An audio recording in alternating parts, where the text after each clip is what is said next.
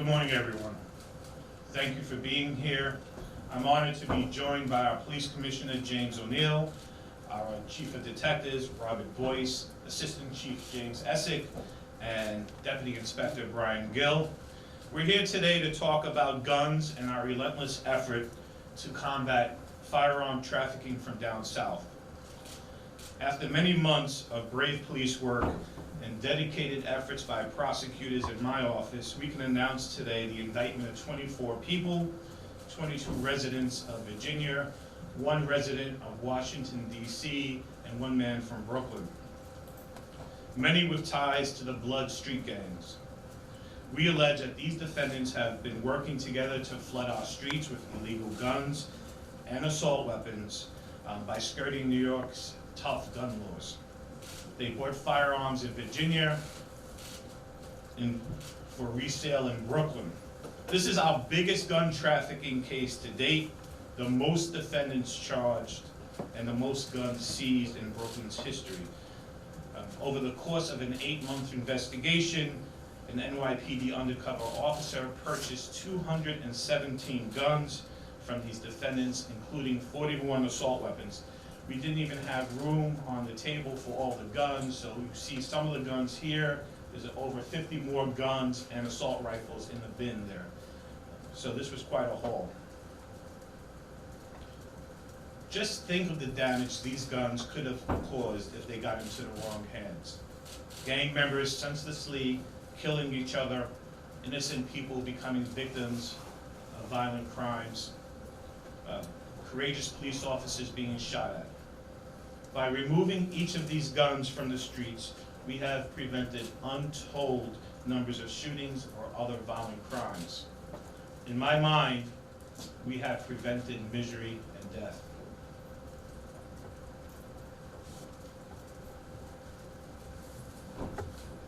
Look at this gun.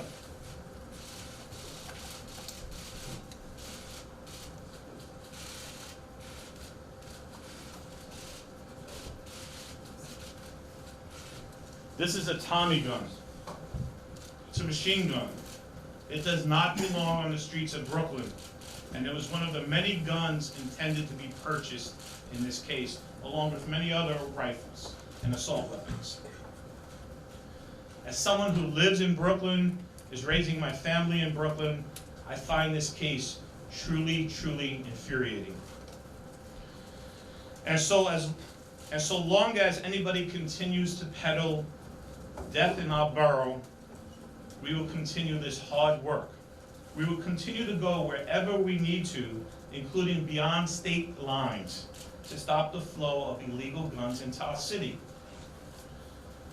These defendants, many of them with violent criminal histories, make money by bringing deadly weapons from Virginia into our communities so they can pay for fancy clothes and jewelry, as we heard them discussing with each other on wiretaps. They are criminals who only care about one thing, and that's making money, no matter how many lives they put in danger. It's outrageous. Today's massive 627-count indictment should send a clear message to those looking to profit by selling illegal guns. We don't care where you live. We will find you, we will charge you, and we will bring you to New York, and we will put you in a jail cell to await justice. Now, this was the scheme that we uncovered. One arm of the criminal organization operated out of the Richmond area in Virginia. There's a map over there. You see Richmond, while the other arm of the conspiracy operated in the southeast, in the cities of Hampton and Newport News. The defendants, who are loosely affiliated with each other, purchased the weapons themselves or had straw purchases buy the guns for them. Then they transported the guns to Brooklyn by car or bus up the I-95. You can see on this exhibit what type of role each defendant allegedly played. At the very top, we had our traffickers, and more significant suppliers of the guns in the middle. At the bottom, we had our straw purchasers and some of our other co-conspirators. Those co-conspirators helped finance drug purchases or arrange for transportation of these weapons to Brooklyn. When these traffickers arrived in Brooklyn with their guns, they met with the undercover officer in various neighborhoods of Brooklyn, including Fort Greene, Sunset Park, Borum Hill, Bedford-Stuyvesant, among some of the neighborhoods. And actually, 8 of the sales allegedly occurred at defendant Aaron Perry's home in Bedford-Stuyvesant.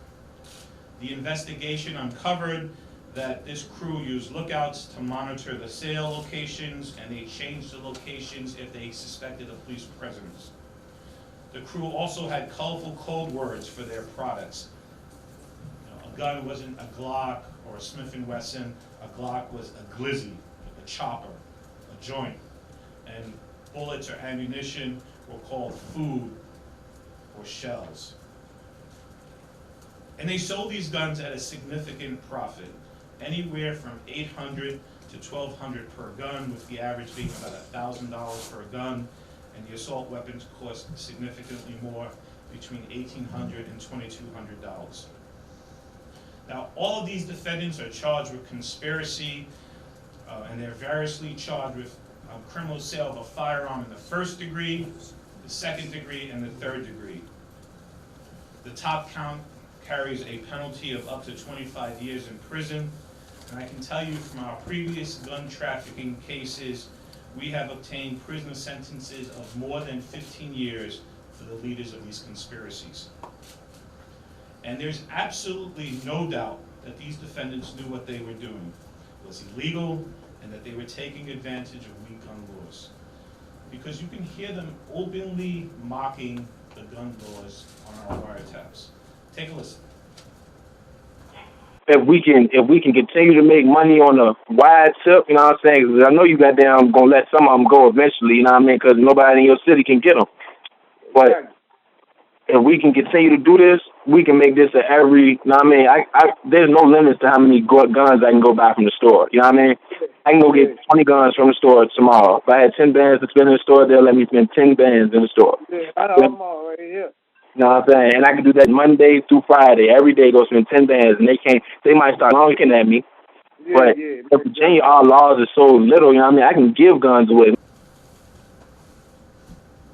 But realistically, like I said, bro, we're too deep in. But look, this was told me like this, though, like, we've been doing this for years. It's get hot. But at the end of the day, all they is the middleman for real. We're the big dogs. I know, we're trafficking. You get what I'm saying? Yeah, I know. And he's distributing. Yeah. So we'll get the big kahuna jump. And yeah, like, I know.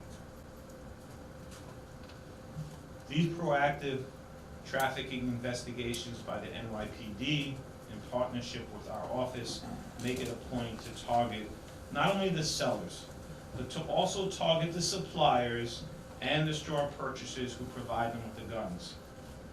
You see, they were the key in this scheme, as many of the alleged traffickers had felony records and were prohibited from legally purchasing guns in Virginia.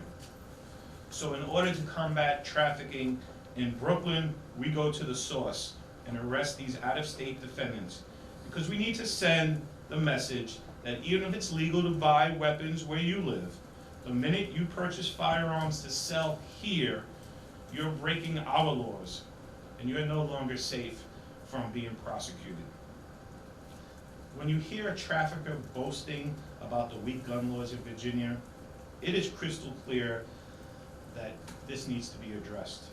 The type of unabashed trafficking that we've witnessed in this case must be addressed with stronger federal legislation and enforcement. But what I can assure you is that we're going to continue to go after anyone who brings illegal firearms into our city and into our borough. I don't care what the law is in your home state. If you have a hand in bringing these guns to Brooklyn, you should fully expect to be charged and prosecuted in Brooklyn. I would like to thank all the detectives and the prosecutors from my Violent Criminal Enterprise Bureau who worked on this case. Gun trafficking investigations, by their very nature, are very dangerous and lengthy investigations. but they are literally life-saving. Good afternoon, everyone. And just to add to what District Attorney Eric Gonzalez just laid out for you, this case underscores some disturbing truths that illegal guns still circulate in some neighborhoods in the city that definitely need our help. And every day, New York City police officers must perform incredibly dangerous work to prevent them from getting into criminals' hands. It also underscores how important and strong the NYPD's working relationship is with our state and federal partners in law enforcement. I talk about this all the time. There's no way we can do this alone.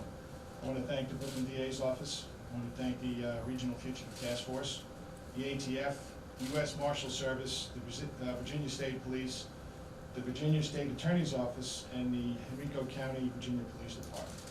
We can't and we don't do this alone. And our work absolutely must include the public too. Every day in the NYPD, we're building stronger relationships with those we serve, and we're listening and responding to your concerns.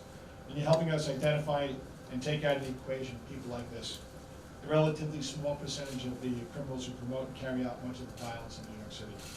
It's that brand of precision policing that allows us to continue to drive crime down and keep all New Yorkers safe.